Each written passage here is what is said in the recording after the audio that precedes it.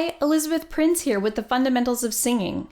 Today, I'd like to talk to you about vowel shapes. Vowels are the most important part of a song for a singer. It's where the note gets to shine. It's where you get to open your mouth and let the note ring out. Don't get me wrong, consonants are still important. Without them, we don't have a full word. But we're going to focus on vowels in this video. I'm going to start with some basic shapes. And then after I've discussed the basic shapes, I'll give you some tips and tricks for other situations. So let's start. We're going to use the basic vowels E, A, Ah, O, and U. Those will be the basic shapes that we'll start with. Now, make sure you've gone to wash your hands. You're going to want to wash your hands before this, and you're going to wash your hands after this, and you're probably thinking, what are you talking about, you silly lady? Why would I need to wash my hands for singing? Well, we're going to use our hands as a size gauge. So I'm going to start with E. E is the tightest and brightest of all the vowels. And so a way to get the basic E shape without having it be too bright or too nasally. You're probably thinking, what the heck are you talking about when it comes to tightness? I'll show you in a moment.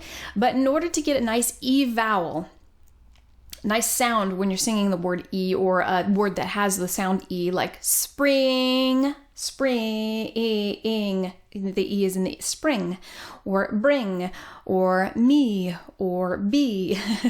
To get a really good vowel shape for that, you'll want to have at least, see, that's why I told you to wash your hands, a 1 finger distance. So your teeth should be slightly separated. They shouldn't be right together. Your teeth should be slightly separated.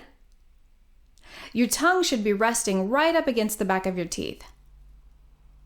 And you don't want too much of a smile when you're singing your E. If you pull in that smile and get too big with your smile, what you get is a lot of tightness, and then what happens is the sound moves into your nasal cavity, and you get a little more of a nasally sound instead of a beautiful sound.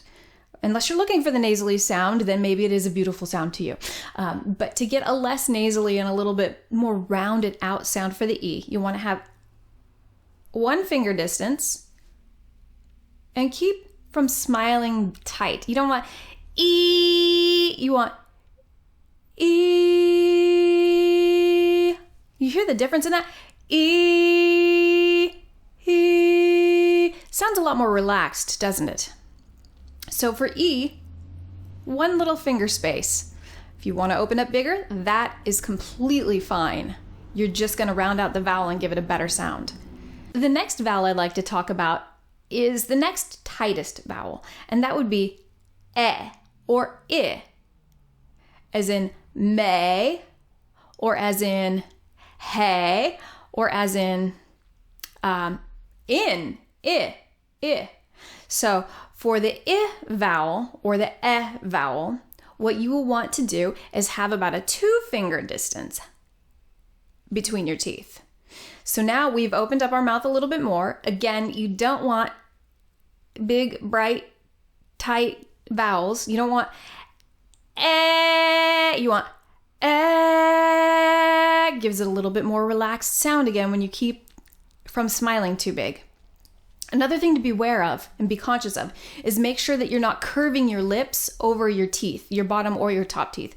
You don't want E or It traps the sound inside your mouth when you do that. So make sure your lips are just relaxed and sitting outside, not around your teeth. So we've talked about E, we've talked about E or I.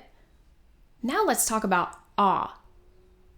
Ah, you're going to want to be even more open than E or I. So you're probably thinking, uh-oh, do I have to open up a 3 finger distance now? Don't worry, I don't think most of our jaws can open up that wide, and if they can, well, go for it. It's more like a 2.5 finger distance. Now, if you have TMJ, you're going to have to be a little bit more cautious and perhaps not open up as wide. So there's a different trick that I use for measuring if my mouth is open wide enough for ah. I call it my tragus trick. So what you're going to want to do, this is why we washed our hands, by the way. You're going to find that little bump that helps shape your ear. That's called your tragus. And you're going to place your finger right in front of it.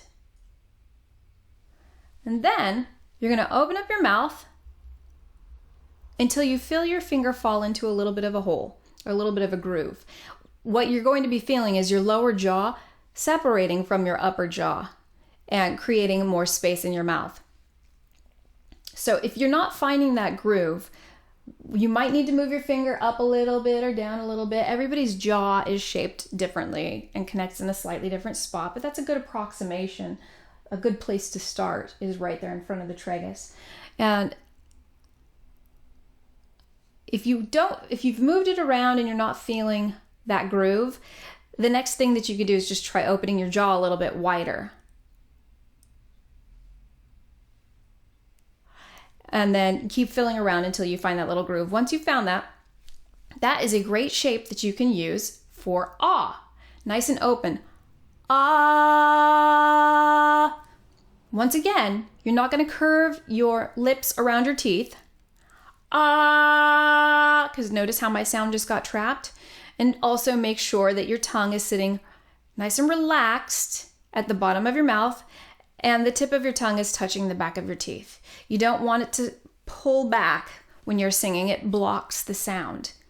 Now, just a little side note about E and I. The back of your tongue will slightly curve upwards when you create those vowel shapes.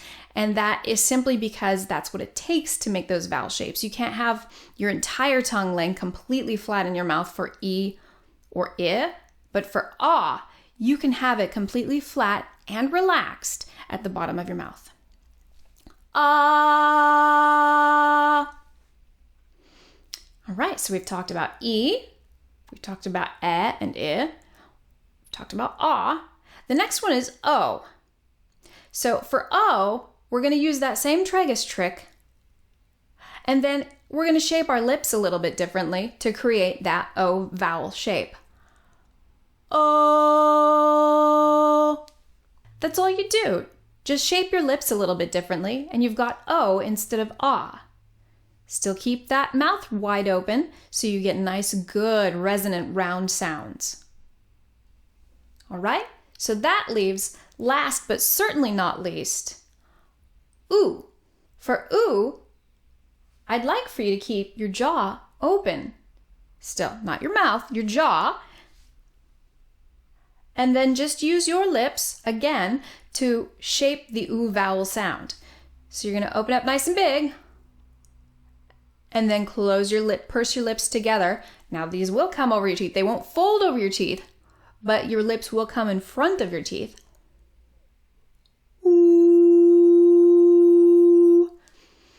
By keeping your jaw dropped and then just pursing your lips, you make a cavern for the sound to bounce around in. And that's what gives that oo vowel a nice, beautiful, resonant sound. Now, you might not always want that big resonant sound. You might want a smaller sound. I'm labeling it smaller just because that's how I envision it. And also how I envision your mouth. Your mouth is getting smaller, so it's making the sound smaller in my head, at least. You might not always want that much depth in your vowel, though. You might not want a nice, big, round, resonant ooh. Maybe you want ooh. And if that's the case, if that's the sound that you're looking for, then just don't open the jaw nearly as much. While I've given you some basic shapes for some basic vowels, it's all about what's best for you and the sound that you're looking for the song that you're singing. For example, sometimes you might want me versus me. Maybe you don't want it to sound so rich. Maybe you want it to sound a little bit what I would label brighter. So then you don't open your mouth as much, and it's okay to give it a little extra tightness, a little extra smile. But let's say you're going for a big, powerful note, like in the song Into the Unknown. Can you show me? Now, instead of singing me, I sang may. Even though the word is me, I went for may because I could open my mouth more and get more power out.